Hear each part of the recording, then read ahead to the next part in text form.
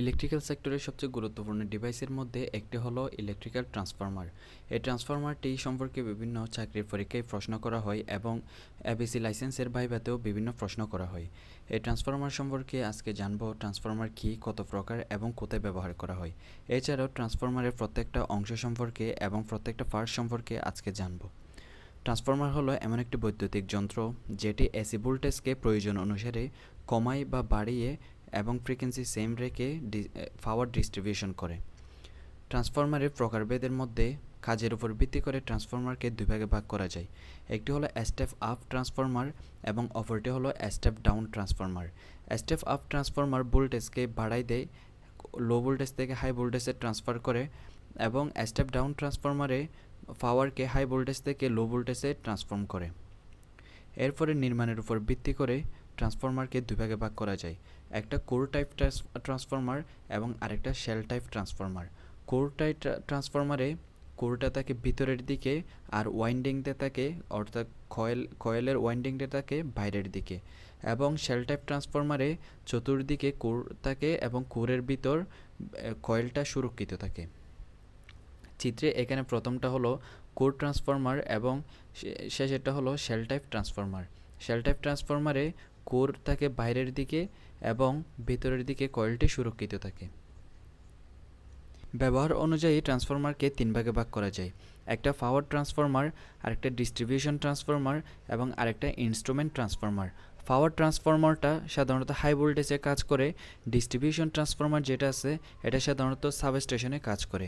এটা 11 কেভি ভোল্টের যেগুলো পাওয়ার আছে এগুলোকে লো ভোল্টেজে অর্থাৎ 440 ভোল্ট বা 415 ভোল্টে নিয়ে আসে। এগুলো সাবস্টেশনে ব্যবহার করা হয়ে থাকে। এবং ইনস্ট্রুমেন্ট ট্রান্সফরমার যেগুলো আছে এগুলো আবার দুই ভাগে ভাগ করা যায়, একটা সিটি এবং আরেকটা ফিটি।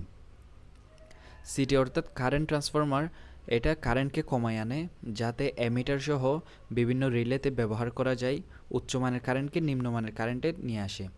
এবং ফিটি যেগুলো আছে পটেনশিয়াল ট্রান্সফরমার, এগুলো ভোল্টেজ কমিয়ে আনে, যেমন ভোল্ট মিটারের জন্য অল্প ভোল্টে নিয়ে আসে। সিটি এনার্জি মিটারের জন্য যেহেতু লো কারেন্টের দরকার হয় এবং এমিটারের জন্য লো কারেন্টের দরকার হয়, এটা সিটি কারেন্ট কমিয়ে আনে। এক কথায় সিটি কারেন্ট কমিয়ে আনে এবং ফিটি ভোল্টেজ কমিয়ে আনে।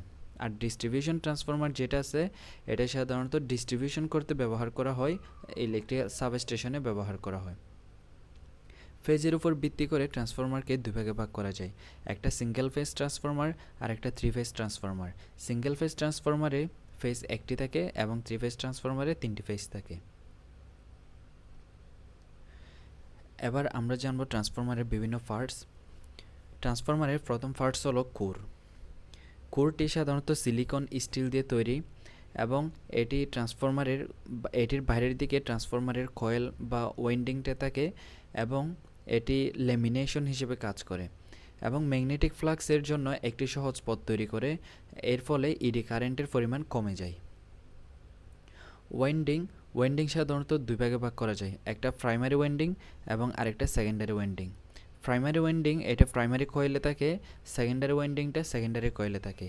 সাধারণত প্রাইমারি ওয়াইন্ডিংয়ে ফেজ সংখ্যা অর্থাৎ কপারের ওয়্যারের ফেজ সংখ্যা বেশি থাকে এবং সেকেন্ডারি ওয়াইন্ডিংয়ে ফেজ সংখ্যা কম থাকে। প্রাইমারি ওয়াইন্ডিংয়ে ইনপুট হয় এবং সেকেন্ডারি ওয়াইন্ডিংয়ে আউটপুট হয়। প্রাইমারি ওয়াইন্ডিংয়ে ইনপুট হওয়ার সময় হাই ভোল্টেজ প্রবেশ করবে এবং সেকেন্ডারি ওয়াইন্ডিংয়ে আউটপুট হওয়ার সময় এটি লো ভোল্টেজ হয়ে লো ভোল্টেজ আউটপুট হবে। এরপরে থাকে ইনসুলেশন। কয়েল এবং কোরকে নিরাপদ রাখে এবং শর্ট সার্কিট থেকে প্রতিরোধ করে। কয়েল এবং কোরের মধ্যে একটা ইনসুলেশন থাকবে, কয়েলের বাইরে কভারের বাইরে একটা ইনসুলেশন থাকবে। এই ইনসুলেশন যদি না থাকতো তাহলে একটার সাথে একটা লেগে গিয়ে শর্ট সার্কিট হতে পারত। এরপরে থাকে ট্রান্সফরমার ট্যাঙ্ক। এই ট্রান্সফরমার ট্যাঙ্কটি হলো ট্রান্সফরমারের বাইরের দিকে যে স্টিল নির্মিত শক্ত আবরণী থাকে, অর্থাৎ এই পুরো ট্যাঙ্কটিকে বলা হয় ট্রান্সফরমার ট্যাঙ্ক। এই ট্রান্সফরমার ট্যাঙ্কটির ভিতরে ট্রান্সফরমার অয়েল এবং বিভিন্ন কয়েল ওয়াইন্ডিং সহ সব কিছু নিরাপদ রাখে এবং বাইরের যে কোনো ধুলাবালি এবং আঘাত থেকে ট্রান্সফরমারের বিভিন্ন যন্ত্রাংশকে রক্ষা করে। এরপর আসে ট্রান্সফরমার অয়েল। ট্রান্সফরমার ট্যাঙ্কের ভিতরে শর্ট সার্কিট এড়ানোর জন্য এবং ইনসুলেশন হিসেবে একটা অয়েল ব্যবহার করা হয়। এটি সাধারণত মিনারেল ইনসুলেটিং অয়েল হিসেবে পরিচিত, অথবা এটাকে ট্রান্সফরমার অয়েল বলা হয়।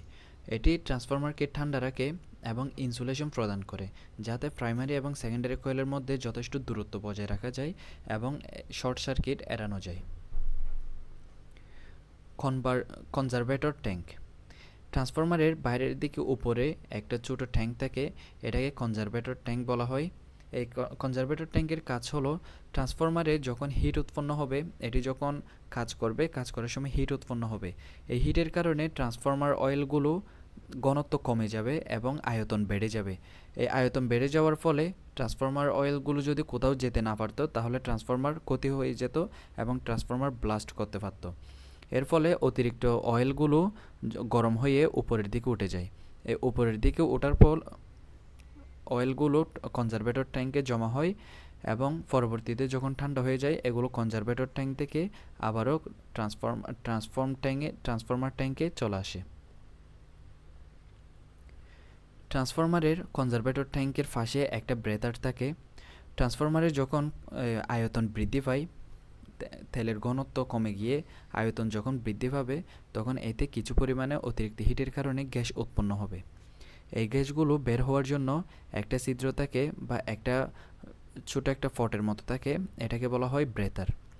এখানে সিলিকন জেল থাকে, যাতে এই ব্রেথারের ভিতরে বাইরে বাতাস যাওয়ার সময় এবং ভিতরে বাতাস প্রবেশ করার সময় বাইরের কোনো ময়েশ্চার বা আর্দ্রতা প্রবেশ করতে না পারে। আর্দ্রতা প্রবেশ করলে কনজারভেটর ট্যাঙ্কের ভিতরে এবং ট্রান্সফরমারের ভিতরে যে অয়েলগুলো আছে, এগুলো নষ্ট হয়ে যাবে এবং গুণগত মান কমে যাবে। এরপর আরেকটা অংশ হলো বুশিং। এই বুশিংটা নিরাপদ বাহিরের তারকে ভেতরের ওয়েন্ডিংয়ের সাথে যুক্ত করে, এটাকে বলা হয় বুশিং। এখানে ইনপুট হয় এবং আউটপুট হয়। যখন বাহির থেকে ইনপুট হয় প্রাইমারি কয়েলের বুশিংটা বড় বড় হয়ে থাকে, যেহেতু এখানে হাই ভোল্টেজ প্রবেশ করে। আর সেকেন্ডারি ওয়েন্ডিংয়ে বুশিংগুলো একটু ছোট হয়, কারণ এখানে আউটপুটটা কম হয়, ভোল্টেজ কমে যায়। যেমন ডিস্ট্রিবিউশন ট্রান্সফরমারে ইনপুট হয় 11 কেভি, এখানে বুশিংগুলো অনেক বড় হয়, আর আউটপুট হয় মাত্র 440 ভোল্ট। এই জন্য এখানে বুশিংগুলো খুব ছোট পরিমাণে হয়ে থাকে। এখানে একটা ট্যাপ চেঞ্জার থাকে। মাঝে মধ্যে ট্রান্সফরমারের ইনপুট কম বেশি হতে পারে, এটা ফিক্সড করার জন্য একটা ট্যাপ চেঞ্জার থাকে। এই ট্যাপ চেঞ্জারটা ঘুরিয়ে এটা নির্দিষ্ট একটা ভোল্টেজে সেট করা হয়। বুকহোলস রিলেটা হলো, ট্রান্সফরমারে যখন অতিরিক্ত পরিমাণে গ্যাস উৎপন্ন হবে এবং অতিরিক্ত হিট হবে, তখন বুকহোলস রিলেটা এটা শনাক্ত করবে। শনাক্ত করার পর প্রথমে এটা অ্যালার্ম দিবে, তারপরেও যদি এটা ঠিক না হয়, এটা ট্রান্সফরমারকে বিচ্ছিন্ন করে দিবে এবং এখানে কোনো বৈদ্যুতিক সংযোগ থাকবে না, এবং ট্রান্সফরমারকে এভাবে অতিরিক্ত ক্ষতির হাত থেকে রক্ষা করবে। এগুলো ছিল মূলত ট্রান্সফরমারের প্রত্যেকটা অংশ এবং ট্রান্সফরমারের প্রকারভেদ।